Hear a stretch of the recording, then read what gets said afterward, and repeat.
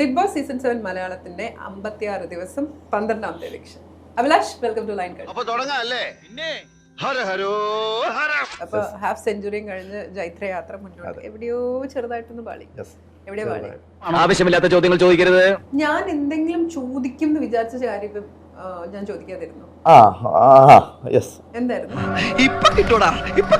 ഒരു ഇൻസിഡന്റ് ഒരാൾ കണ്ടു എന്ന് പറഞ്ഞു, പക്ഷെ അത് കണ്ടില്ല എന്ന് എല്ലാവരും ഒന്നിച്ച് പറയും. അതിനുശേഷം ഈ ഇൻസിഡന്റ് പലരും കാണുന്നു, പക്ഷെ അതിനൊരു ഒപ്പീനിയൻ ഇല്ലാതെ നിൽക്കുന്നു. അന്ന് ഞങ്ങൾ എല്ലാവരും കുത്തിരുന്ന് തപ്പുന്നു. ഈ ഇൻസിഡന്റ് കാണില്ല, കിട്ടിയില്ല. ഡെഫിനറ്റ്ലി ഞങ്ങളും ലാലേട്ടൻ അടക്കം എല്ലാരും മണിക്കൂറുകൾ ഇരുന്ന് തപ്പുന്നു. നിന്നെ സമ്മതിക്കണം, നിന്റെ വായിൽ എങ്ങനെയാടാ ഇത്രയും പെട്ടെന്ന് ഇത്രയും വലിയ നുണകൾ വരുന്നേ? തിരിച്ചും പ്രേക്ഷകരും നിങ്ങളും എല്ലാരും എക്സ്പെക്ട് ചെയ്തിരുന്നു അതിന്റെ വിഷ്വലും കൊണ്ട് നമ്മൾ വരുന്നു. ഇല്ലാത്ത വിഷ്വൽ എവിടെ കൊണ്ട് കാണിക്കാനാ? ഇല്ല. പക്ഷെ എന്നിട്ടും നമ്മളത് ഇല്ല എന്ന് പറയുന്നില്ല, നമ്മൾ കണ്ടില്ല.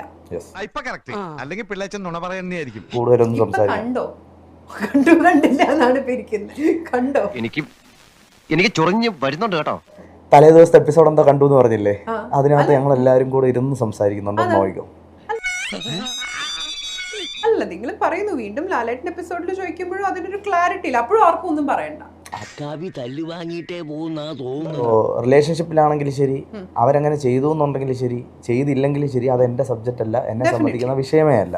അയ്യോ, അങ്ങനെ പറഞ്ഞൂടാ, പിന്നെ ഞാൻ എന്തിനു വന്ന? റിലേഷൻഷിപ്പിലാണെന്നുണ്ടെങ്കിൽ ഓപ്പൺ ആയിട്ട് പറയാ, അത്രേ ഉള്ളൂ. അതല്ലാണ്ട് പിന്നെ അതിനെ പോളിഷ് ചെയ്യുന്ന ഒരു സിറ്റുവേഷനിലേക്ക് പോകും. റിലേഷൻഷിപ്പിന് പോളിഷ് ഒന്നും ഇല്ലല്ലോ. അല്ല, ഇത് പക്ഷെ സംഭവിക്കുന്നത് പോളിഷിംഗ് ആണ്.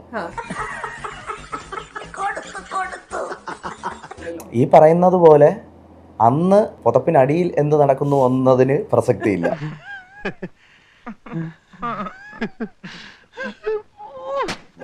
പുതപ്പിന് മുകളിൽ അല്ലെങ്കിൽ പുതപ്പില്ലാതെ ചെയ്യുമ്പോഴാണ് അതിന് പ്രസക്തി വരുന്നത്.